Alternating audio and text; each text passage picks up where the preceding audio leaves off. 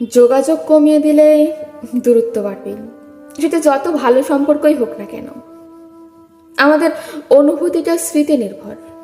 যার সাথে যত বেশি স্মৃতি, তার প্রতি অনুভূতিটা একটু বেশি কাজ করে। যার সাথে স্মৃতি নেই, তার প্রতি কোনো অনুভূতি থাকে না। যার সাথে তিক্ত অনুভূতি, তার প্রতি প্রচণ্ড ঘৃণা।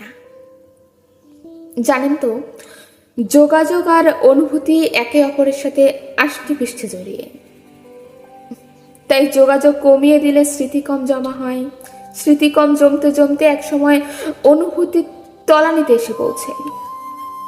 তখন এই তলানিতে থাকা অনুভূতির সম্পর্ক নিয়ে কেউ কোনো ভাবনা ভাবতে চায় না, কিংবা চাইলেও আগের মতন আর সুন্দর করতে পারে না।